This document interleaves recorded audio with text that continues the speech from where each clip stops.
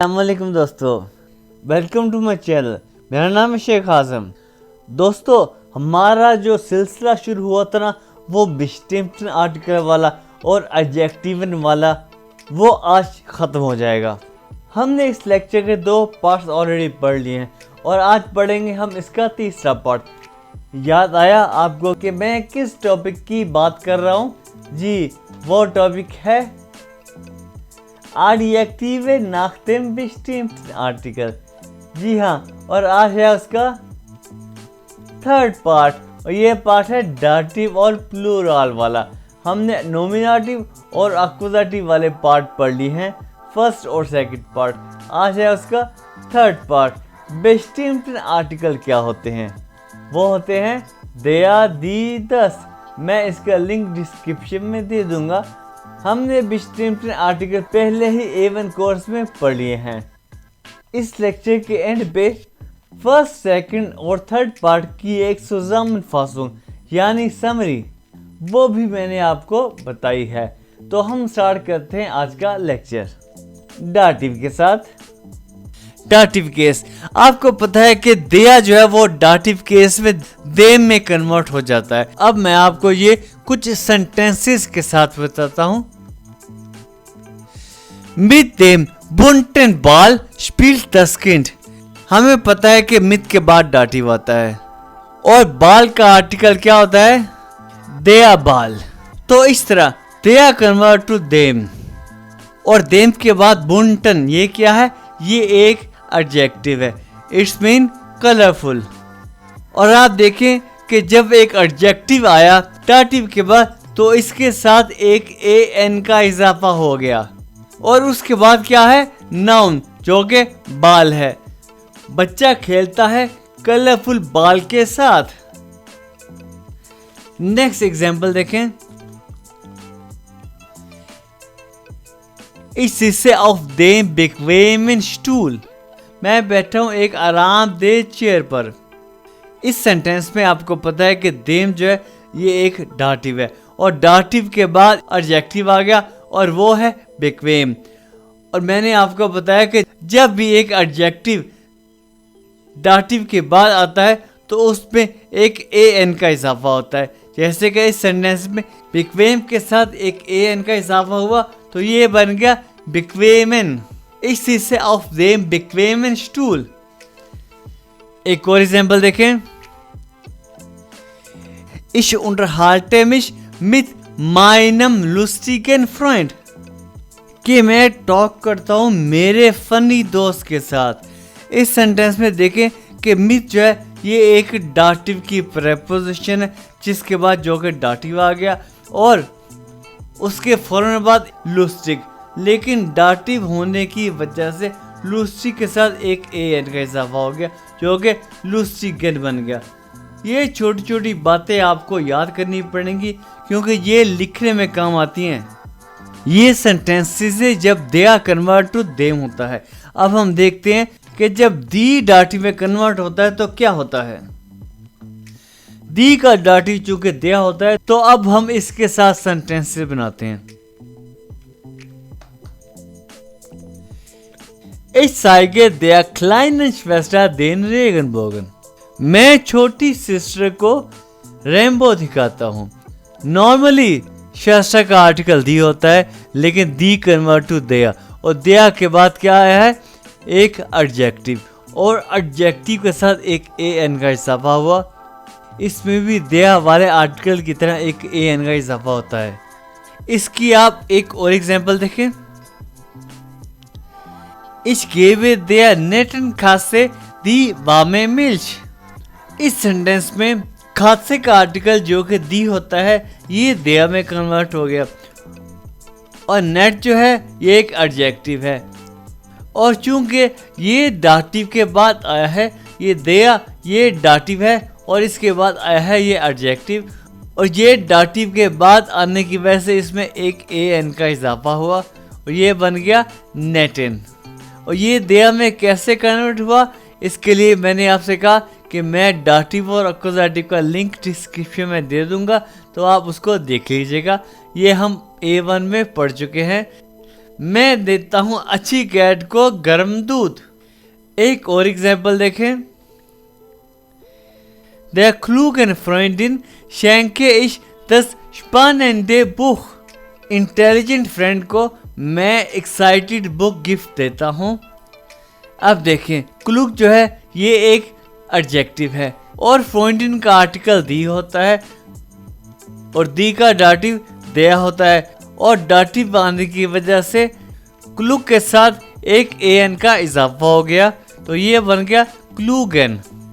तो ये थे कुछ एग्जाम्पल्स जिसमें दी जो है वो देह में कन्वर्ट हुआ, यानी डाटिव में कन्वर्ट हुआ। और उनके बाद जो एडजेक्टिव आते हैं उनमें क्या चेंजिंग आती है वो मैंने आपको बताया। अब हम देखते हैं कि 10 में क्या चेंजिंग आती हैं।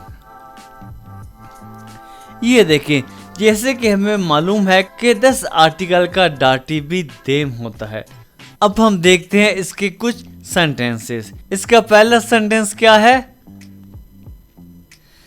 Ein Tisch steht vor dem großen Fenster। एक टेबल जो है बड़ी विंडो के सामने खड़ा है। फेंस्टर का आर्टिकल 10 है और आर्टिकल और फेंस्टर के दरमियान में आ गया है ये एक एडजेक्टिव। और क्योंकि ये एडजेक्टिव डाटिव और नाउन के दरमियान में आया है इसलिए इसके साथ एक एन का इजाफा हो गया। नेक्स्ट एग्जाम्पल देखें। Zwischen dem hohen Regal steht ein Stuhl। बड़ी रेगाल के बिटवीन एक स्टूल खड़ा है। इस एग्जाम्पल में आप देखें, होहन एक एडजेक्टिव है जो कि देम और रेगाल के दरमियान में आ गया और क्योंकि ये डाटिव के बाद आया है इसलिए इसके साथ एक एन का इजाफा हो गया। नेक्स्ट देखें। Dem glücklichen Kind gefällt das Spielzeug। Happy child likes a toy। इस सेंटेंस में भी डाटिव के बाद क्या है? ग्लूकलिश, और डाटिव होने की वजह से इसमें एन का इजाफा हुआ इसलिए ये बन गया ग्लूकलिशन। मुझे पता है कि ये बहुत छोटी छोटी चीज़ें हैं, उम्मीद है कि ये छोटी छोटी चीज़ें आपको समझ में आ गई हों। तो दोस्तों, मैंने यहाँ तक आपको बताया कि जब एडजेक्टिव आर्टिकल यानी दया दी 10 के बाद आते हैं तो उनमें क्या क्या चेंजिंग आती हैं और डिफरेंट केसेस यानी नॉमिनेटिव, एक्यूजेटिव और डाटिव में भी सेंटेंसेस बना के आपको दिखाए। अब मैं आपको दिखाता हूँ जब प्लूरल में चीज़ें हों और उनसे पहले एडजेक्टिव हों तो उनमें क्या चेंजिंग आती हैं।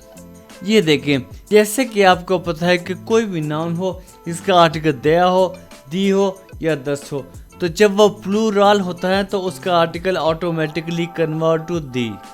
जब उनके नाउन से पहले और आर्टिकल के बाद एक एडजेक्टिव आता है तो क्या चेंजिंग आती है। ये देखें, सेंटेंस देखें।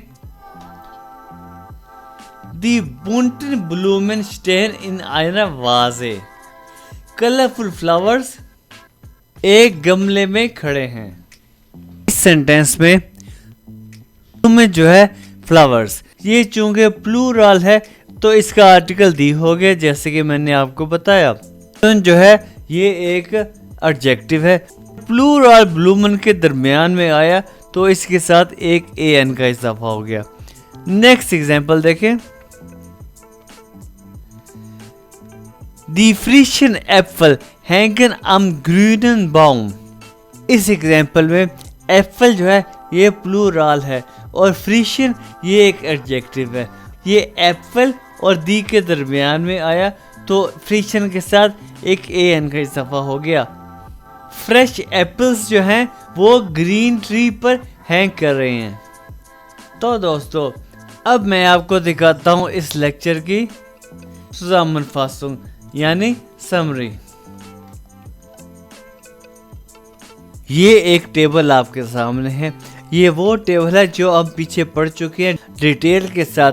ये देखें, ये नॉमिनेटिव केस है और नॉमिनेटिव केस में जब दे के बाद एक एडजेक्टिव आता है तो उसमें एक ए का इजाफा होता है और नीचे दी के बाद एक एडजेक्टिव आया उसमें भी ए का इजाफा हुआ और 10 के बाद जब एक एडजेक्टिव आया उसमें भी एक ए का इजाफा हुआ। और यहाँ पे एक एक्यूजेटिव केस में देयर वाले कॉलम में, क्योंकि यहाँ पे देयर देर में कन्वर्ट हो गया, तो एडजेक्टिव में भी एक ए एन का इजाफा हुआ।